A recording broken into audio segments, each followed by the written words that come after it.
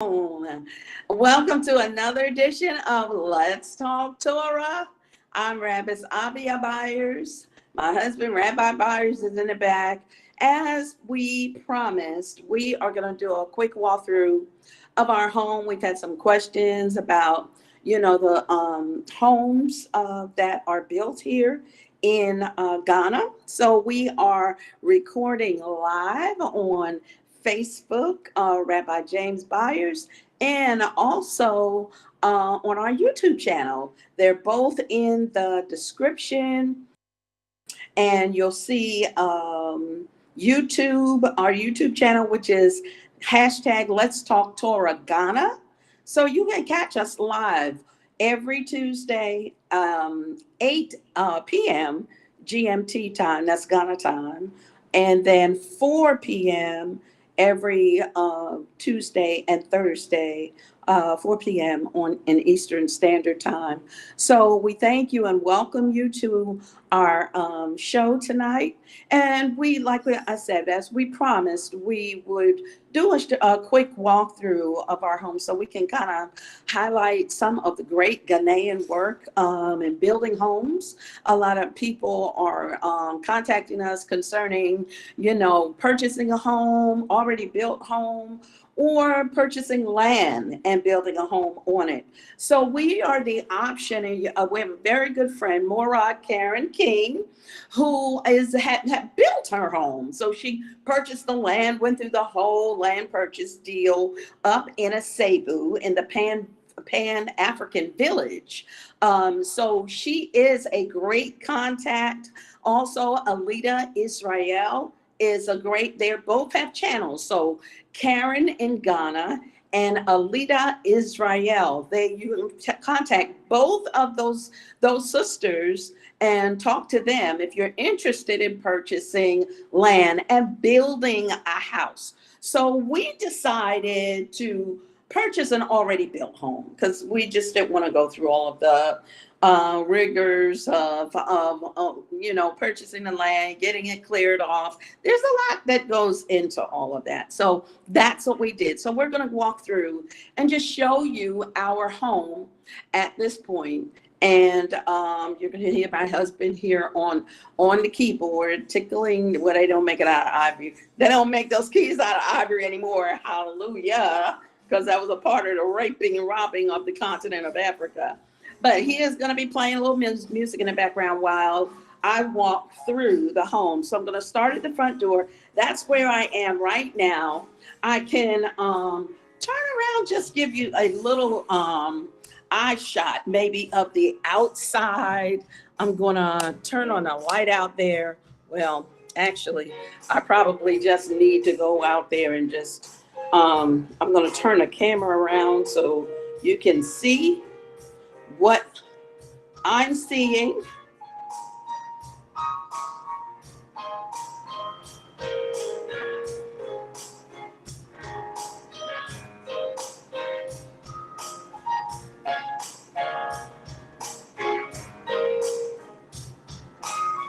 Okay, we're looking at the video.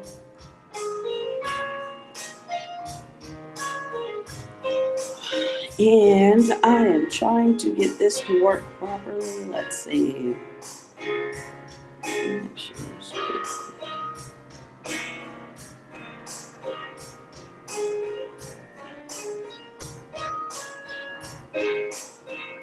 Okay, here we go.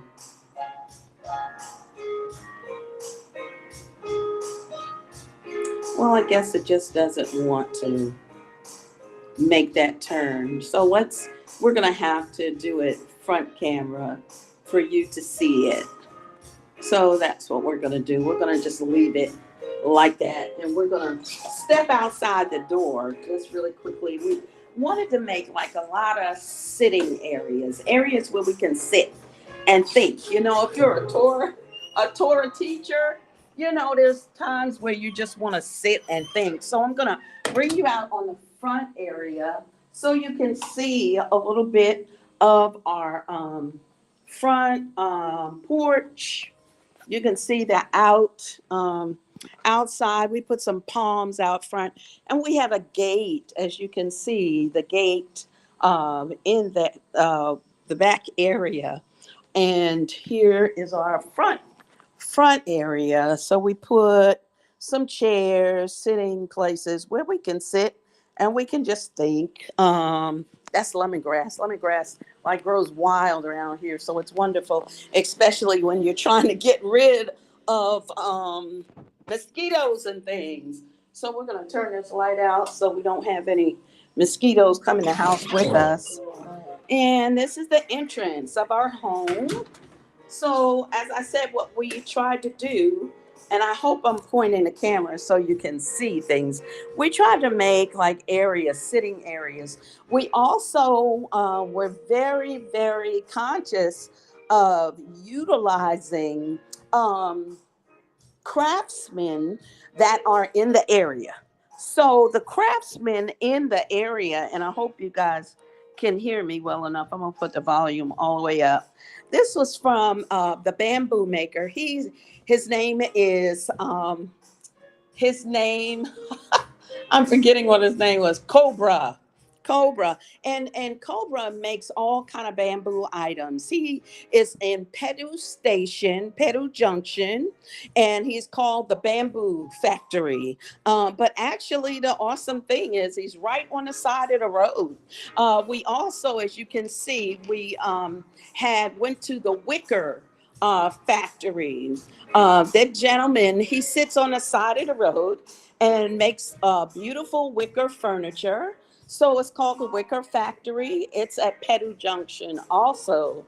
So this is our sitting area. We do a lot over here. This is where we record our teachings. We decorated the windows because they're really hard to those cement walls are no joke trying to put curtains up.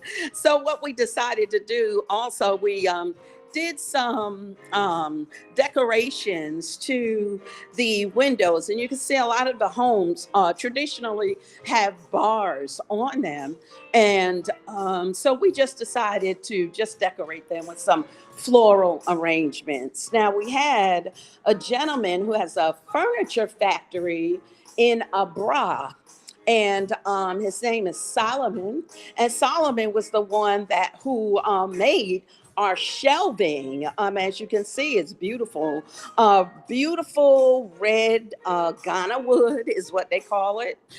We did purchase the chair from Malcolm and the couch. So those were not handmade. Also, what we decided to do, instead of doing a formal dining set, which that would be the dining room where our den is, where we spend most of our time.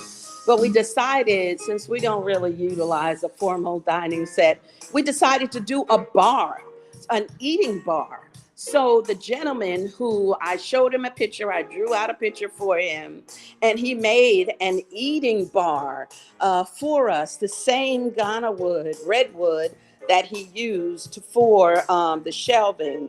And he did all of this by hand. I mean, his factory, he's a furniture factory, is on the side of the road in the back of where he displays the furniture that he's already made. So we had Mr. Seth was the bamboo gentleman, man who made the bamboo, and he had the pillows made and everything for us, and he also made the bar stools. So he also had the covers and the pillows done. As you can see, we decided to take some of the fabric and put that there. Then we're going to take you into the guest room. There's one, that's the guest bathroom, or washroom as they call it here. And we're walking now into the guest bedroom. So all of the bedrooms have these wardrobes, and we put a little table there and a basket. We wanted some things that were really indigenous to Ghana, and a lot of the people use those baskets, and I hope you can see it. A lot of people use those baskets, yes, to carry all sorts of things as they are buying, selling their laundry, whatever it is. They use those to carry things on their heads. So the bed we did not have made. We bought that at a furniture store in downtown Cape Coast. And then we wanted another little sitting area for whoever comes and visits our home. I'm having to kind of turn it so I can make sure you're seeing what I'm talking about. The pictures we brought from our home in the States, except for that one, delight yourself in Yahweh, in the Lord, he will give you the desires of your heart. Hallelujah. Psalm 37:4. And this is the restroom. So this is the washroom. And I'm just going to show this one because actually let me not put my finger over the camera. All the washrooms are the same. So you can see the beautiful tiles that they put and decided to put in all of the washrooms look the same. So they have huge showers.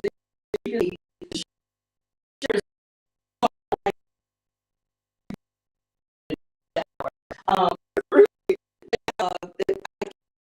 the continent of Africa is so large. Everything is big. They make everything big here. But also the wood are really not in all the houses. Do they put the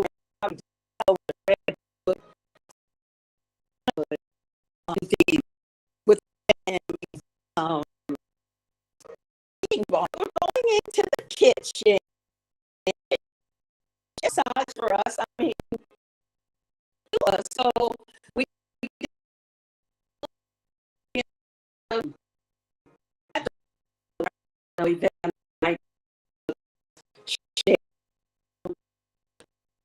the refrigerator, just a little kind of fun.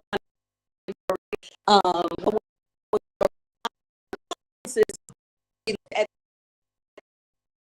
one,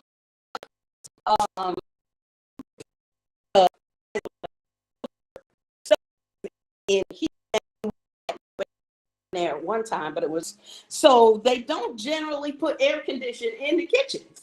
So I mean, I was sweating like a mug every time I came in to cook. So we decided to close off. This house did not have that door, so we decided to close off that this area. Used to be outside, just a little outdoor kind of place where you could put some patio things or something. And we decided to make it part of the house. So we had a group come in and put in the sliding glass door. And then we put our dryer. Now, most people don't have a clothes dryer, but praise Father Yah, we went into a craw and we found a dryer. So at least my sheets, my towels can be nice and soft. I like soft towels. I'm sorry. That's one of the things that I didn't want to forsake moving to Africa. But then we put our cooker out here. So outside, we do have a little area, sitting area, but it's dark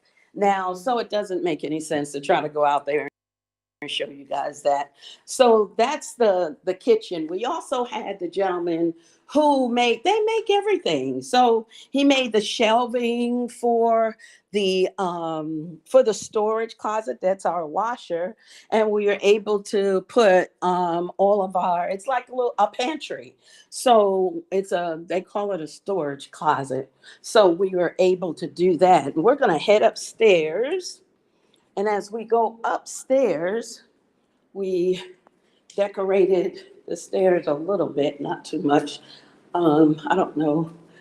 And we're going to go. This is our, we decided to take one of the rooms and make it a closet. So that's our closet. And this is a little computer room where we have our computer, and we have also the gentleman who made the bamboo chairs. He also made this bamboo day bed. So that, and also that door there leads out to an open patio area. So that's another sitting space. This is a master bedroom here, and we decided to put our bed in the little cut right there. And then as you can see, that's where the restroom, and also that door there leads to the outside. I hope I didn't have my finger over there. Leads to the outside. So we have a little patio sitting area. So that's the master bedroom. So we're going to just head back downstairs, and we're going to just get online. We wanted to show you so you could see. Shalom, everyone. Shalom, shalom. So you could see housing here, and the workings, and the lighting, the floors are absolutely, they do everything by hand here. Everything is done by hand in factories. They call them factories on the sides of the road where they make all of the flooring.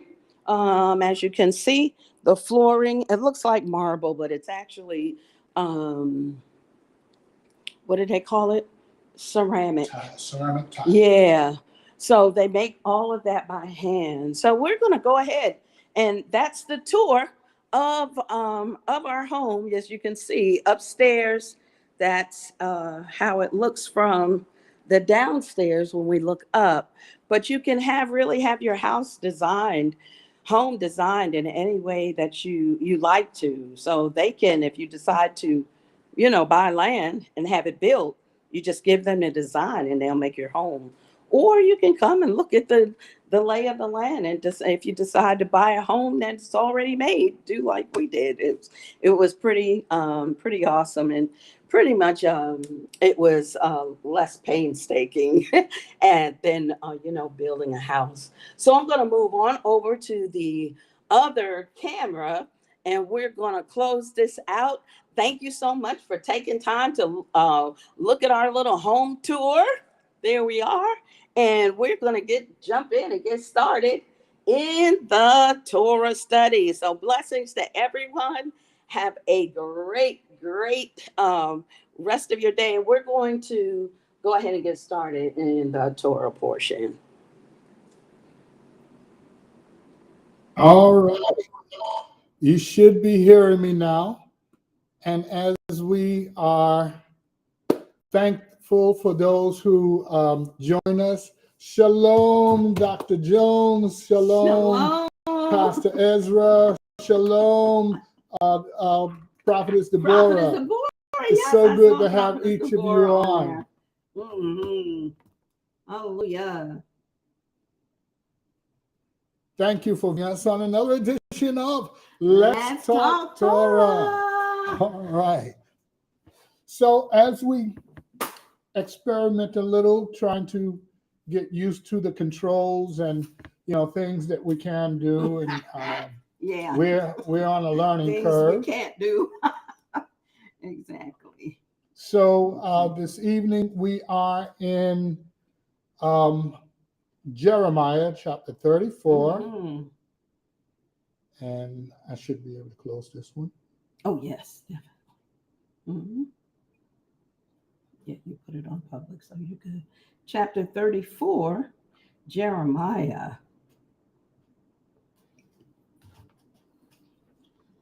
In the prophets. Yes. So let's go to Jeremiah chapter 34. And we will begin to read at verse 1. Hallelujah. And so this is where Yahweh sends warning to the king, Zedekiah, who is going to die in Babylon. Mm-hmm. Hallelujah. And he really didn't like that news too well. So no, he didn't take that too well. In retaliation, he sent Jeremiah, the messenger, to jail. And so his fate is already sealed. Yahweh spoke And Shalom, Nigeria. Yes. So good to have you in, Pastor Pastor Cletus. Hallelujah. Shalom. All right. So verse 1. The word which came to Jeremiah from Yahweh when Nebuchadnezzar, sovereign of Babel, and all his army, and all his reigns of the earth under his rule, and all the people fought against Jerusalem and all its cities, saying, Thus said Yahweh, the Elohim of Yisrael, go and speak to Zedekiah, sovereign of Yehuda, and say to him, Thus said Yahweh, see, I am giving this city into the hand of the sovereign of Babel, and he shall burn it with fire, and you shall not escape out of his hand, but certainly be taken and given into his hand, and your eyes shall see the sovereign of Babel, and his mouth shall speak with your mouth, and you shall go to Babel. But hear the word of Yahweh, O Zedekiah, sovereign of Yehuda. Thus said Yahweh concerning you, you shall not die by the sword. In peace you are to die.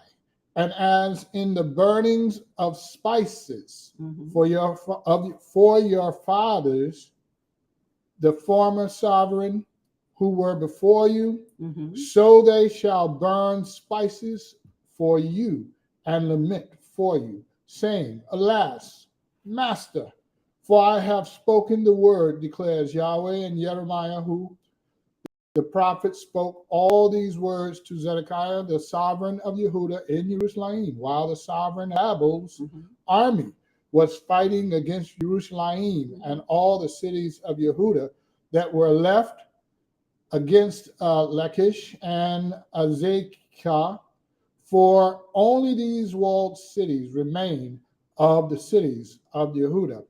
The word which came to Jeremiah from Yahweh from Jeremiah from Yahweh after the sovereign Zedekiah, who had made a covenant with all people who were at Jerusalem to proclaim release to them, that everyone was to set free his male and female slave, the Hebrew man and the Hebrew woman. No one was to be kept a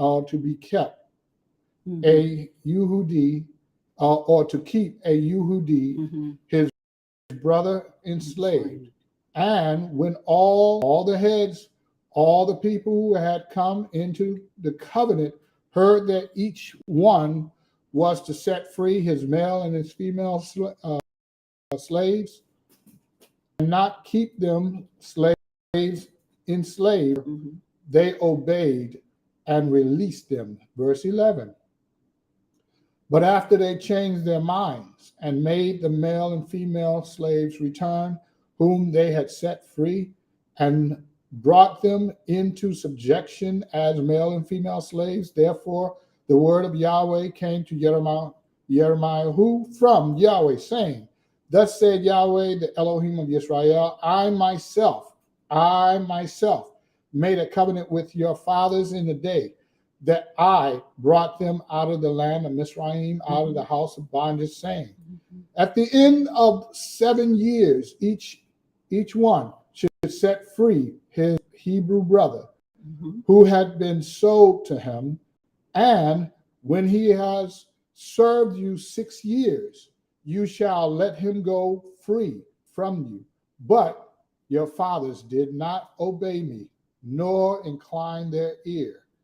You recently turned and did what was right in my eyes, each man proclaiming release to his neighbor, and you made a covenant before me in the house which is called by my name, but you turned back and profaned my name, and each one of you took back his male and female slave, whom he had set free at their pleasure, and brought them into subjection to be your male and female slaves. Therefore, 17, therefore, thus said Yahweh, You have not obeyed me in proclaiming release, each one to his brother, each one to his neighbor. See, I am proclaiming release to you, declares Yahweh, to the sword, to the pestilence, and to scarcity of food, and I shall make you a horror to all reigns of the earth. And that would be the main thing, or the main portion. So we'll kind of go into, here's verse 22. See, I am commanding, declares Yahweh, and shall bring them back to this city, and they shall fight against it and take it, burn it with fire, and I shall make its city of Yehuda a ruin without inhabitants. So as Yahweh sends warning, instead of obeying as they did at first, they turned around and enslaved the ones that they had freed. And as they had freed them, they once again enslaved them. And this was the year of the year of release. In the Hebrew, it's called the Shemitah year. The Shemitah year. So let's take it from the top.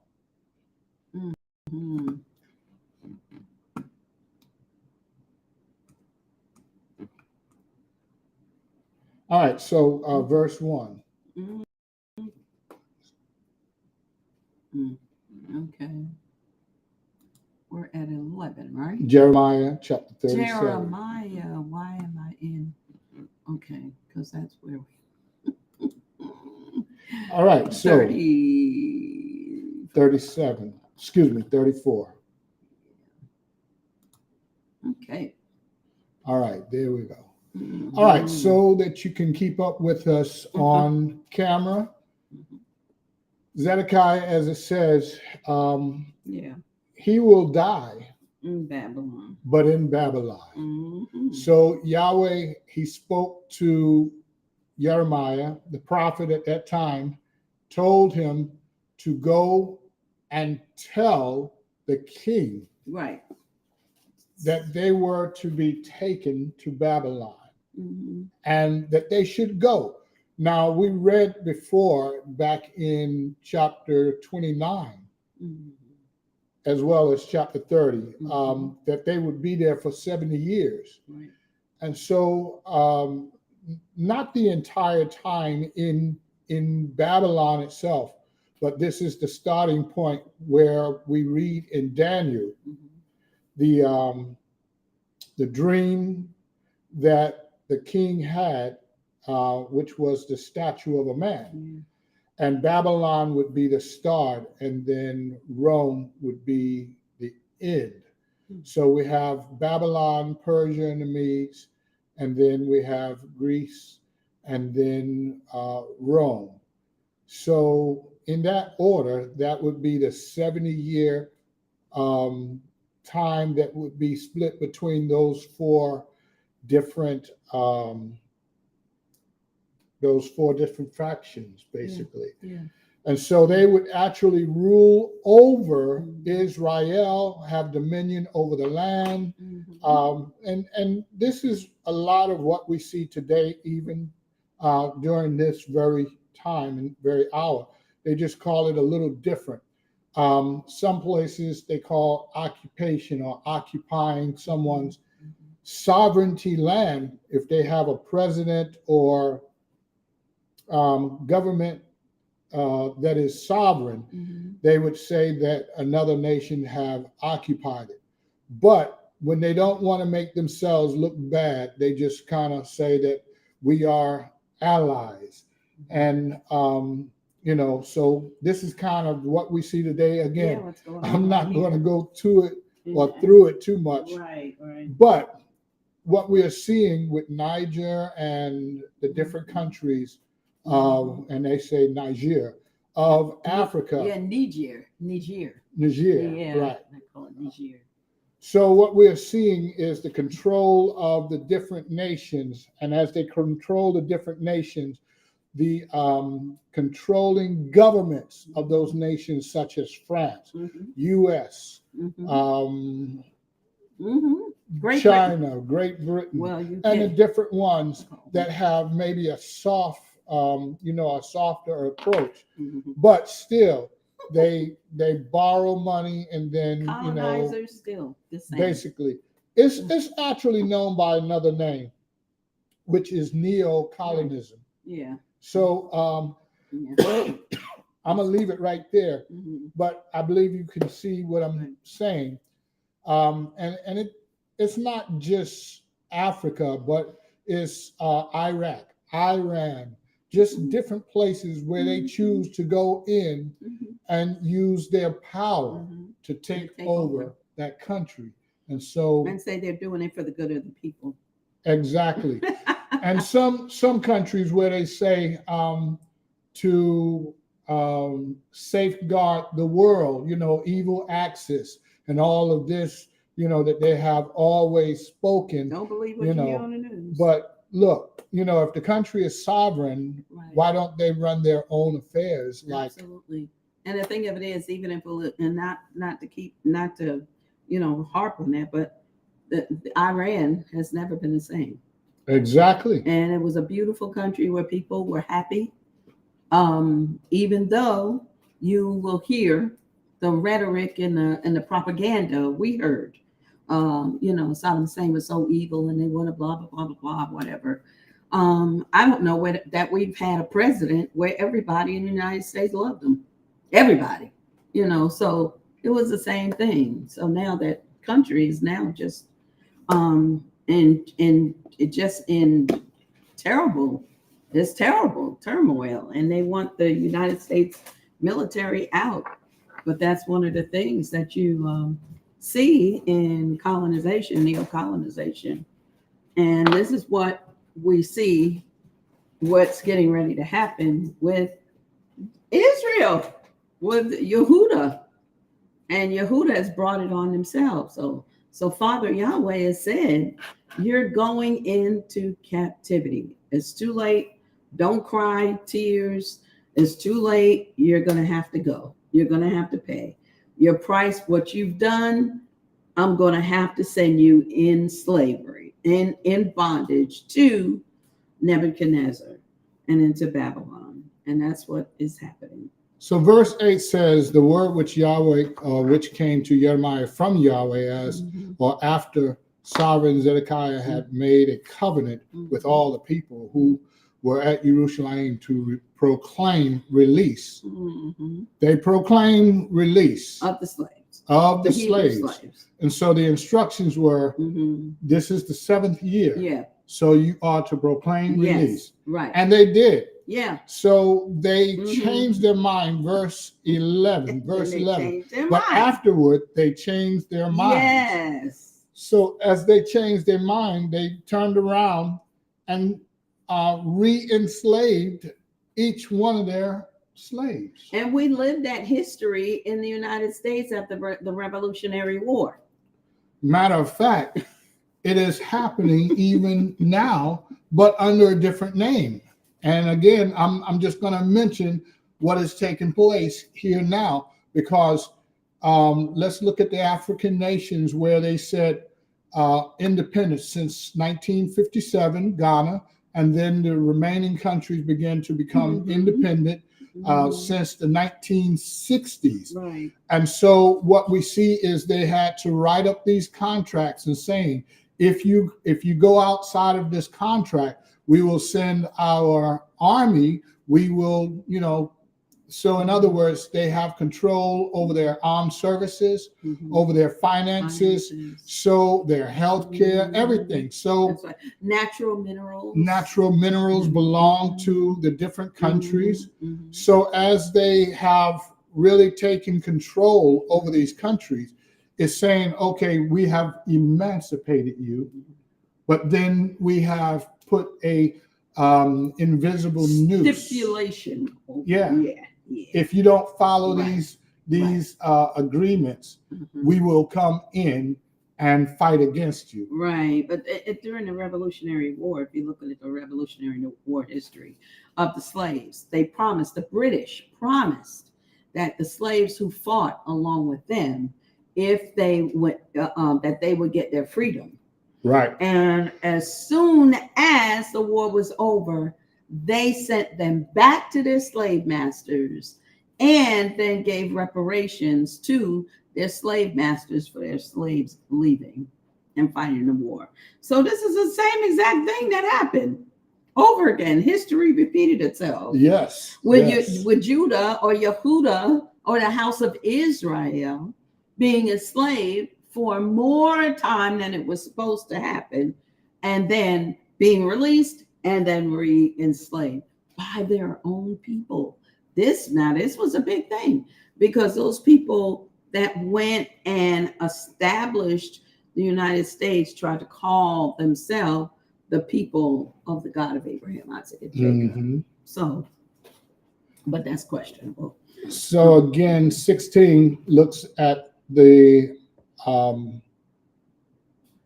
how they turned around and did not honor the covenant. But you turned back and profaned my name. Profaned my name. So each one of you took back his male and female slave who were set free at their pleasure and brought them into subjection to be your male and female slaves.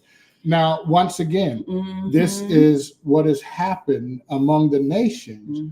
And if Yahweh judged Israel, the nations got to know that he's going to judge them as well. Because even in the nations, we have what is called emancipation in the diaspora. But then we were always kept on a short leash, as well as, unfair gains that were made by profits that were made by the colonizers. And we remain where they said they would pay certain, reparations. They let me just name it: 40 acres and a mule. It has never happened. Absolutely. And so to this very day, they're still having a conversation. But Yahweh says he will come and fight against those nations. Absolutely. And you're absolutely correct, Elder Ezra, that this is exactly what they're doing in this year.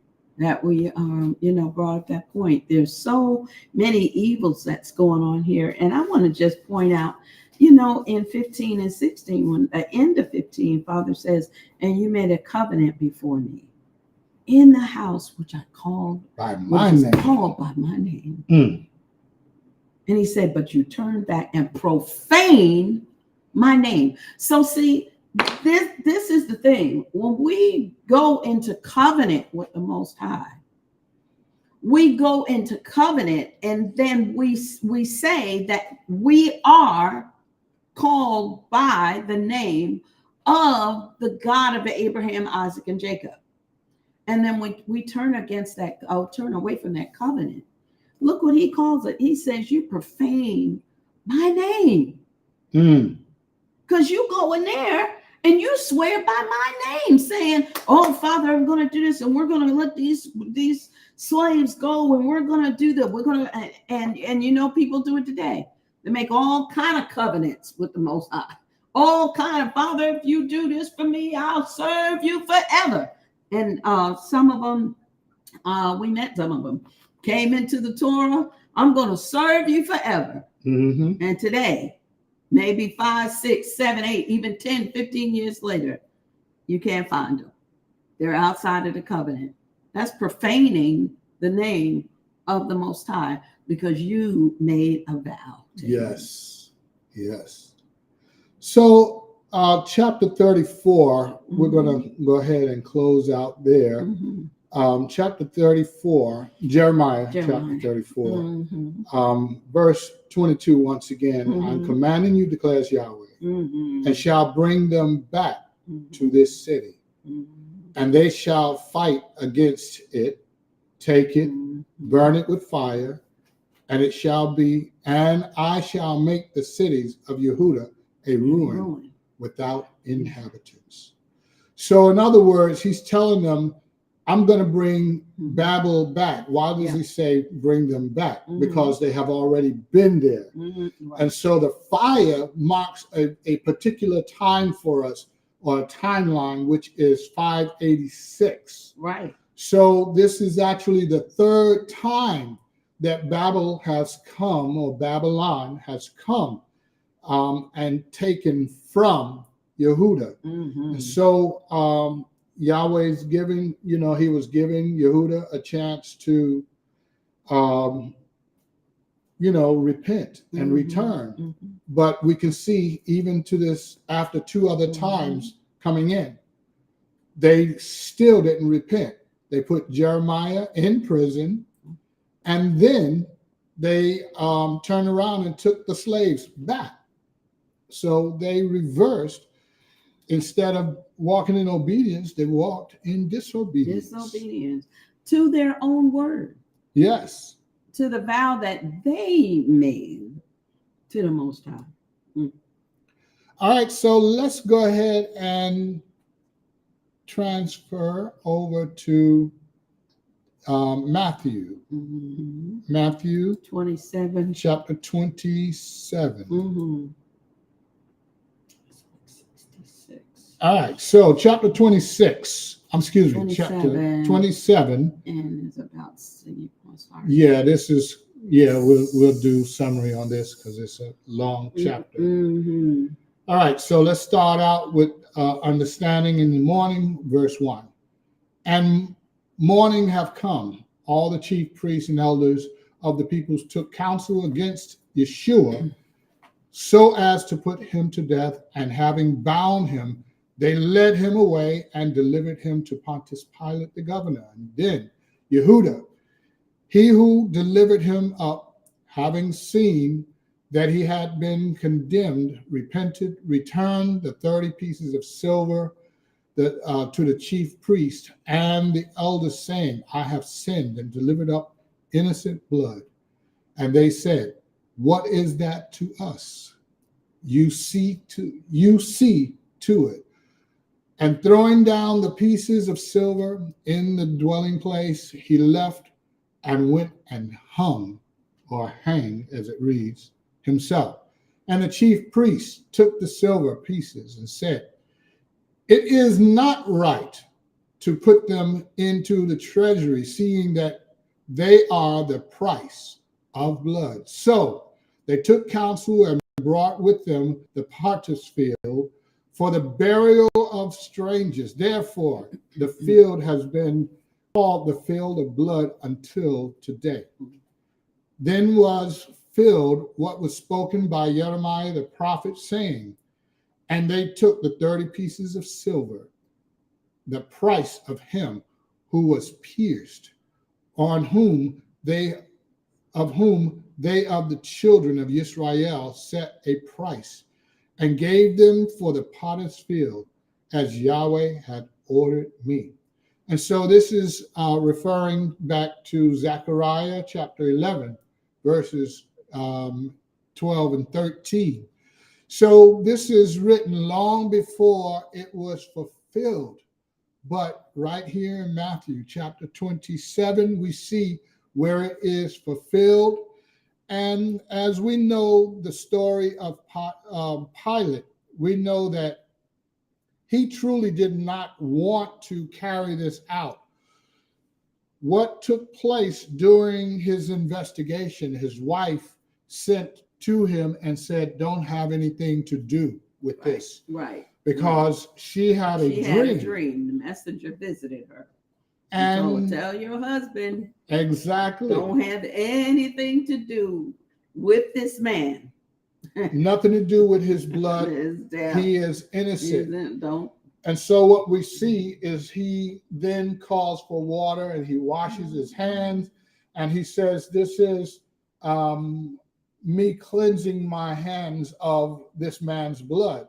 And the thing of it is with that,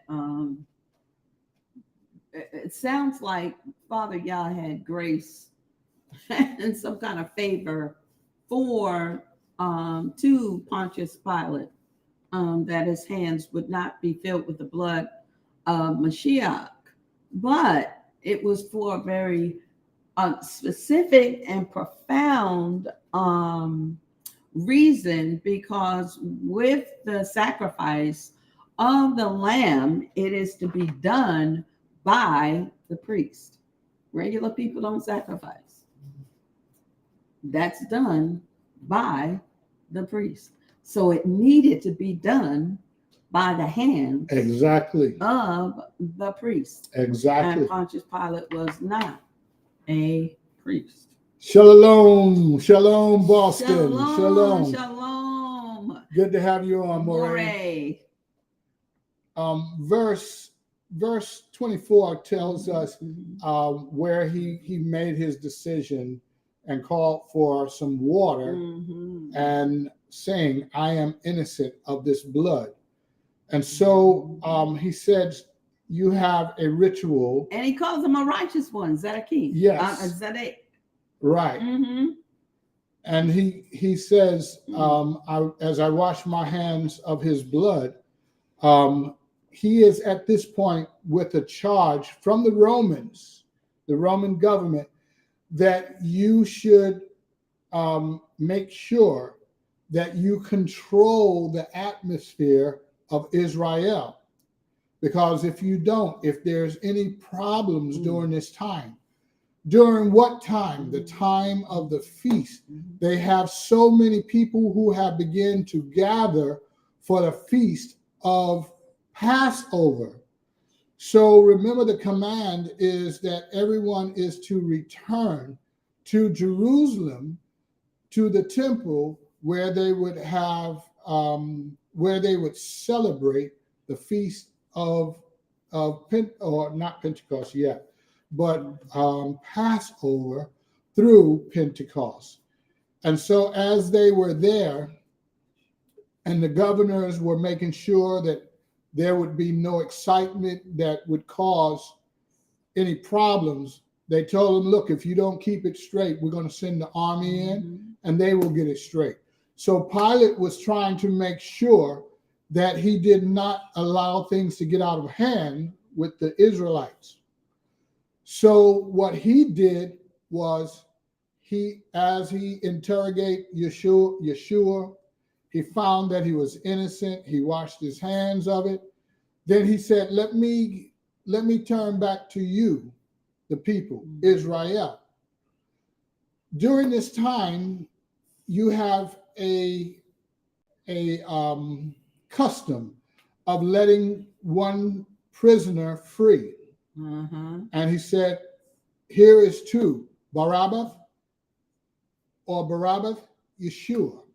And they chose, as you know the story, Barabbas, the robber, or the one who was guilty of murder, who was in jail also. They chose him over Yahshua, the one who was innocent. Yeah, both of them named Yahshua. Exactly. They both were named Yahshua. Also, just looking at Bar, son, Abba, father, son of the Father. And so as we see the symbolic gesture here, we know that Yahshua is the son of Yahweh. So they chose to keep Yahshua and impale him rather than Barabbas. So yeah, who was really guilty of his crime. Guilty of his crime, right. But they decided to take the Zedek, the righteous one. Yes. But he was the lamb, and it had to be that way. So, yeah. So verses 27 through 31, we see where they begin to mock Yahshua, right. And they begin to put a crown of thorns on his head, a scarlet robe on him, and begin to just, really mock him. And as they mocked him, they spit on him, they slapped him. And they begin to really just, show authority they thought was over him. But Yahshua was destined to be crucified so that his death would atone for our sins. And so he was actually born to die, and this was his appointed time. And I believe that wood that they used was Acacia. acacia wood. Well, the crown was acacia wood. Right. But the cross itself would not Wasn't have been true. acacia because they had to work with it in nailing, putting it together. Right. No, the crown. Right. So that acacia wood was like the wood that was used. It was called gopher at that time. I believe I'm remembering correctly, but I mean, if someone wants to correct me, I receive correction. And as I'm just remembering back us midrashing through and looking at that wood, that during the time of Noah, it was called gopher, but it was Right. Acacia was the wood. It was the same kind of wood that was used. And that is like so prophetic, because that's the wood that was used to save Noah and his family. Yes. And now it's being placed as a crown of thorns on the head of Hamashiach, who is saving his people from sin. So that is an awesome, something, remezing symbolic back that it is really that acacia wood is symbolic, very symbolic, and perfect for being used at, because Yahshua also said, so as it was in the day of Noah, so shall it be in the coming of the Son of Man. Yes. Looking at the next subtopic from 32 through 44, at this point, as they have mocked him, begin to divide up his clothes, as 35 speaks, dividing up his clothes, casting lots for his garment, because one of the things we have to consider is that when they put the robe on him, it was supposed to be mocking his kingship. And so certain colors could not be, used for ordinary people. Right. They could not use like scarlet and purple, blue. Those colors were identified with those who were royalty. Right. So only the Roman crown could wear this scarlet or this purple, because it spoke to their position among men. Absolutely. Even him being placed with a crown on his head, in all that they did, they were mocking him as sovereignty of the Yehudim. And so this is where Pilate saw that he would then say, okay, let me just go ahead and give them what they want and give him over, because apparently he's not really speaking in his own behalf, and at this point, they may get a little rowdy, and I have to keep them quiet. So as all these things are being spoken, done, Pilate saw no choice but to give him over. But as we see Psalms 22 being played out, verse 43 says, let's see. And that's what they're seeing. They're seeing his garments being divided. So we have to remember the reason, the mission of Messiah was to fulfill the Torah, the prophets, and the writings. And he makes completion of all of them. a not completion as they're done away with, but bringing them to their fulfillment, their fullest measure. So you have the Torah, 1/3, the prophets and the writings, 1/3, Yahshua, 1/3, bringing the prophets and the writing and the Torah all together. So that's how he fulfills that Psalms 22, because they're able to look and see him and say, oh my goodness, he is crying out, when he cries out, later he said they put up on their, that he's the king. They are looking at all of the things that's going on, and they're saying he's fulfilling the Psalms. Exactly. He's fulfilling Psalm 22. Exactly. So as we look at verse 37, it says, and they put over his head the writing charge against him. This is Yahshua, the sovereign of the Yehudim. So in a way, they were still mocking him, but they wrote this in 3 different languages, and the 3 different languages, when it came to the Hebrew, I'll just cut it short straight to the Hebrew. When they put it in the Hebrew, those of Hebrew descent could read it. Absolutely. And what it said was Yahshua, the sovereign of the Yehudim. And they disagreed and tried to get him. Put that up there. Right.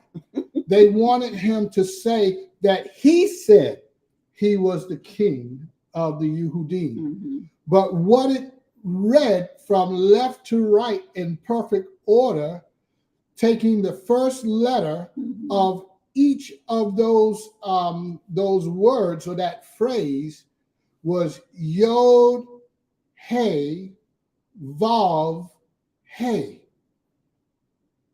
So what is Yod, Hey, Vav, Hey?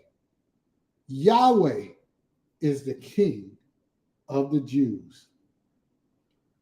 And seeing Yahshua, in their eyes, they really thought this was real blasphemy, that he is now being proclaimed as Yahweh by the Romans, unknowingly, by what they put over his head.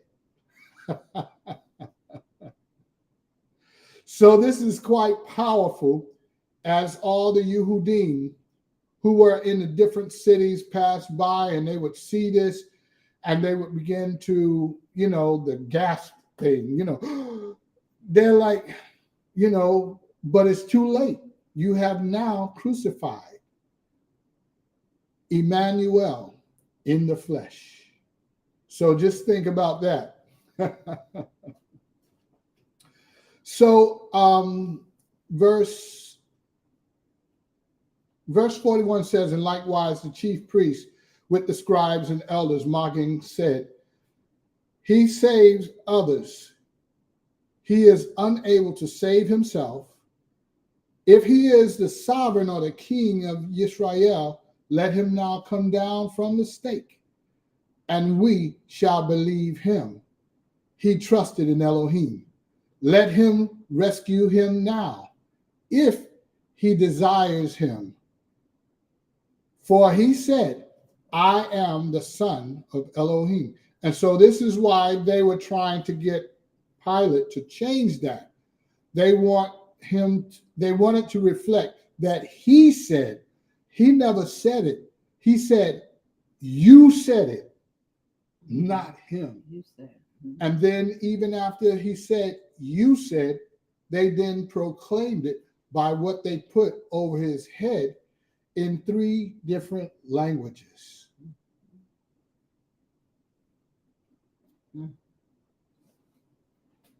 So did you want to read that from the Hebrew? 37, and it starts here. You wanted to read it from the Hebrew? No. Oh, okay. Okay. I was just pausing just in case, because I know it's awesome when you look at it from the Hebrew letters. So this is what we're doing. We're looking at it in the Hebrew text itself.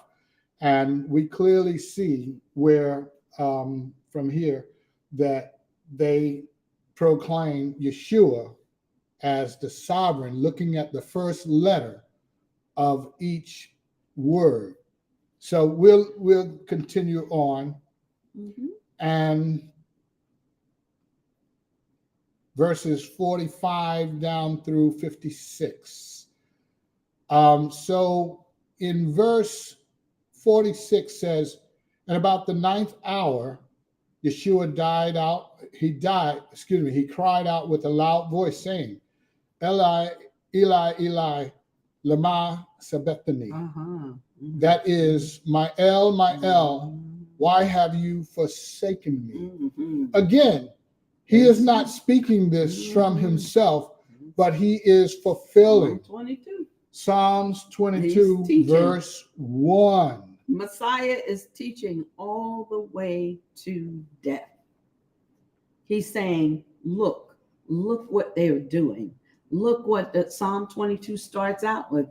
Eli, Eli, lama sabachthani. So he is teaching, look at what they're doing and see how I am fulfilling the Psalms. Mm-hmm. The Psalms are speaking of me. And that's why those who are standing around looking at it, his disciples are saying, he is the Son. He is truly the Son of Elohim. Because that's what Psalms 22 is talking about. Mm-hmm. Mm-hmm. And so as they listened to him, verse 48, immediately someone ran over to him with a sponge, but it was sour wine, put it to his lips for him to drink. And as soon as he tasted the bitter, he refused. Now in the King James, it would say, here it says, put it on a reed and gave it to him to drink. The reed is, in the King James, they usually translate that as Red Sea when it's talking about the sea. But it should be talking about a reed or whatever apparatus he used to reach Yahshua. But if it was a reed, we know that he wasn't but so far up, because a reed is pulled from the ground. It is papyrus, what is written on. The Egyptians would dry it out, process it, and use it for writing hieroglyphics and information. But sticking with the subject here, verse 51. Seeing the veil of the dwelling place was torn into from the top to the bottom, and the earth was shaken, and the rocks were split, and the tombs were opened, and many bodies of the set apart ones who had fallen asleep were raised. And coming out of the tombs after his resurrection, they went into the set apart cities and appeared to many. So let's clear that up. Let's clear that up. Let's make sure we are reading and hearing what actually happened. An earthquake happened as soon as, verse 49 says, but the rest said, leave it. Let us see if Eliyahu comes. So this is still part of the mocking. So they wanted to see if Elijah would come and rescue him. But they're still mocking him. And so as this taking place, the bitter vinegar that they were giving to him, 52 says, tombs opened up. So this is a resurrection. When he died in 50. When he died, yes, verse 52. When he died, when his spirit left him, earthquake took place. The earth shook, and rocks split open, and tombs began to open, and those who were dead began to awaken. Wow. Now we know that this is coming when he returns to us, but look, we never really focused in on what happened when he left us. But the same thing happened, because this was a resurrection, and they were not, let me clear it up. This is not zombies, as Hollywood would call dead coming back to life. This says the set apart ones were raised. Hallelujah. And so as they were raised, it was witness between those who knew them, saw them, because they went into Jerusalem and appeared to many. Hallelujah.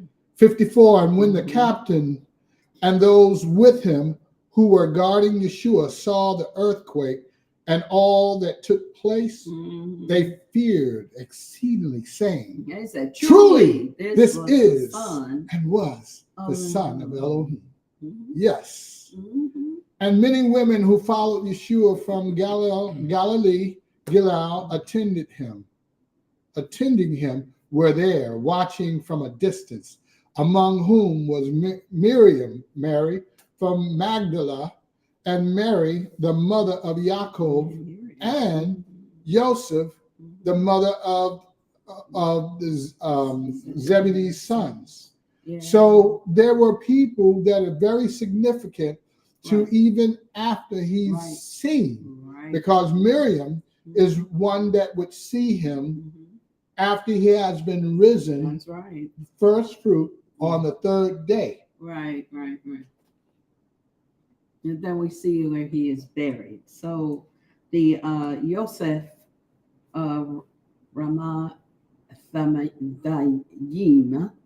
or that they would call, I believe in the King James Version, it says something else.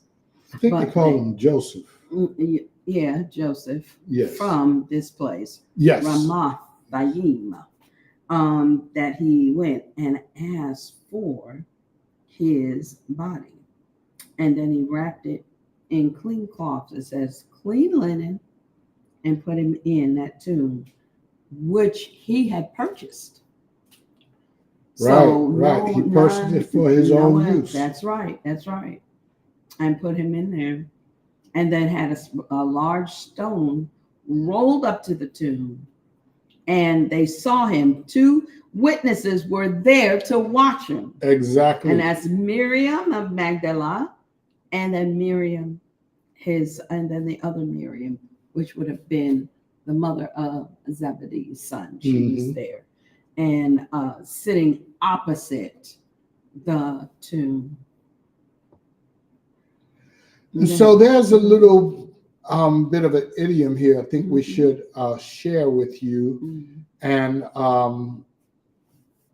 this idiom, as it is part of tradition, that if a person is invited and they either like the meal or dislike the meal, and there's a way of showing that. If you want to go ahead and share that part. So we don't see where it wouldn't safeguard. So well, in the cloak, his garments, as his garments were wrapped, the garments that Joseph wrapped him in when he rose on the third day. Yes, we haven't gotten there yet. That's in the next chapter. So right now we're still at them guarding the tomb. Okay. Yeah, we're still at them guarding the tomb. So we haven't gotten to that part where he's risen yet. All right, so we'll leave that part. Yeah. But the reason I bring that in is because Miriam of Magdala, who washed his feet, is significant in this because she's very much a very real person in that scenario. So we'll continue on with verse 62 through the end, 66. On the next day, here it is, which was after the preparation, the chief priests and the Pharisees gathered together to Pilate, saying, Master, we remember while he was still alive, how the deceiver said, after 3 days, I am raised. Command then that the tomb be safeguarded until the third day, lest his taught ones come by night and steal him away, and should say to the people, he was raised from the dead. And the last deception shall be worse than the first. So Pilate said to them, You have a watch. Go safeguard it as you know how. And they went and safeguarded the tomb, sealing the tomb and setting the watch. There you go. So they came up with a plan that they would make sure that the stone was so heavy that they could not, just mere men could not remove it by themselves. And it would take, a great number of them. And they would place guards over it to be sure that no one even attempted. So it wouldn't be until the next chapter, we'll get to that next week, as to what took place when Miriam went there. And again, this is very important to the timeline of Passover.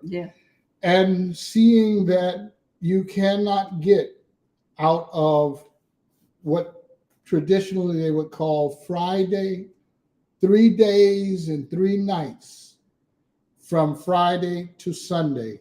It just don't work. Yeah, because the thing of it is a day, a whole yom is daylight hours and evening hours. Right.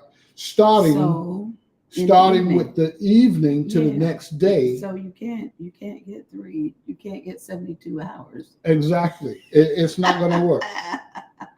It's not going to work. Friday not even evening to Sunday morning. Right. Not even a fraction, not even a second of the third day, according to the Hebrew calendar. That's right. So we're going to go ahead and bring it to a close right here. I think this would be sufficient. So join us again on next week when we continue, as we continue to go through the Brit as well as the prophets. On Tuesday, we will be with the Torah. Thursday, continuing with the remainder. That's it. So we'd like to say once again, thank you to everyone who have visited us on another edition of Let's Talk Torah. Shalom to everyone. Shalom.